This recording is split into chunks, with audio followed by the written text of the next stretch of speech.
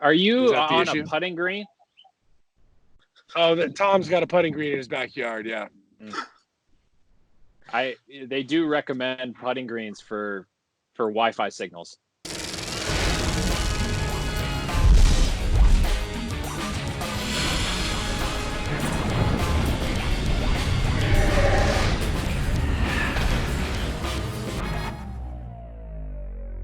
Hey everybody, welcome to another edition, a living room edition of Baseball Night New York, brought to you by your Tri-State Cadillac dealers. Lot to talk about off the top. I've got a U-Log going behind me that's representative of the hot takes that are coming for the next 10 minutes or so. Andy's on a beanbag, Andy Martino, our SNY MLB insider, and our Mets analyst, Todd Zeile, in front of a green screen that just looks so real.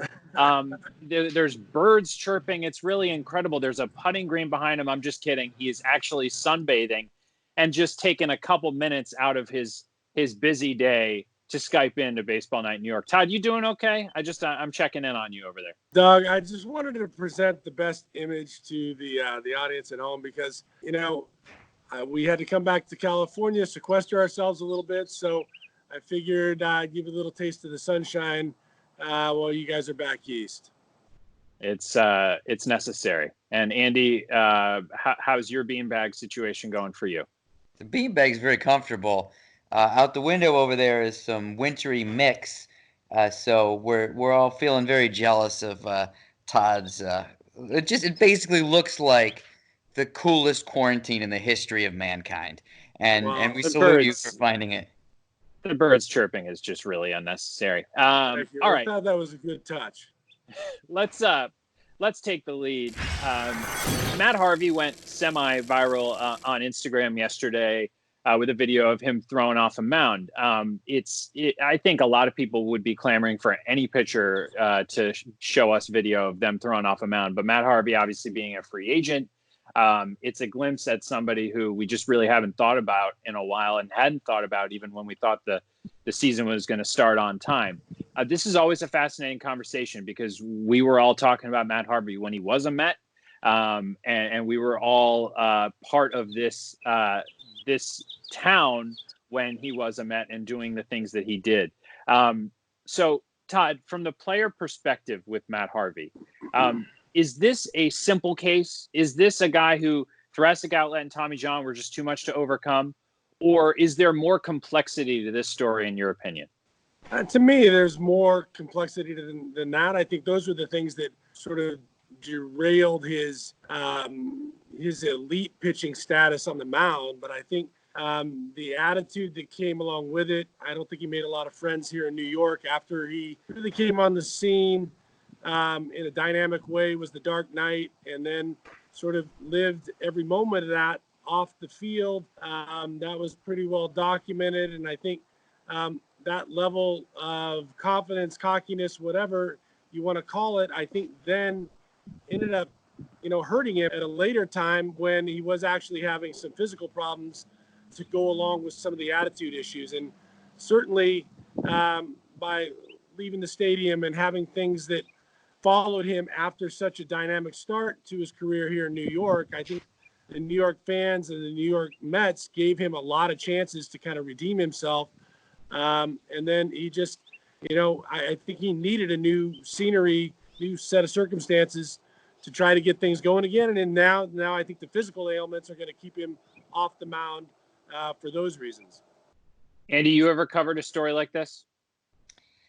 I thought it was going to be the most interesting story I ever covered, but it really didn't turn out that way. And thinking about Harvey in preparation for this conversation, guys, and I ended up starting to write something. I actually think that, Matt Harvey, to Todd's point, certainly had a lot of culpability with the embrace of celebrity that came a little bit before it naturally should have, and that helped to bring him down. But I also think that members of the media were a little bit culpable in that too.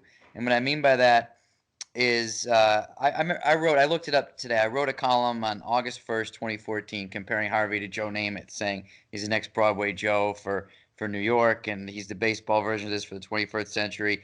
And I remember he was so excited about that column that he texted me about it when it came out.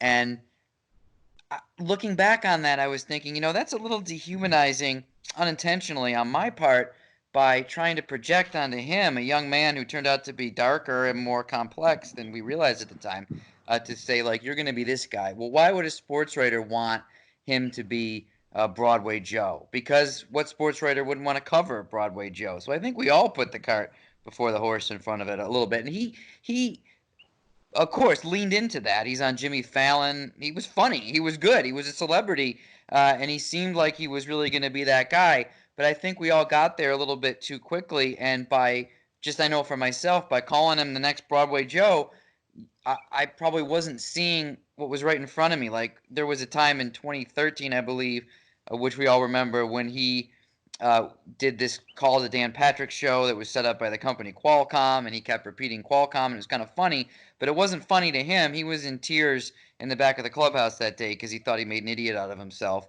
The times that he would walk into Terry Collins' office after the surgeries and say, I don't want to play baseball anymore.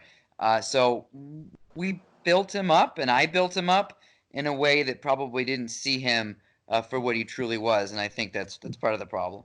Well, so what's the lesson here then? Because I think Andy gives us a good perspective of kind of the introspective thought that comes with a guy who covered Matt Harvey. But Todd, what's the lesson then from a player perspective in terms of how to avoid this moving forward?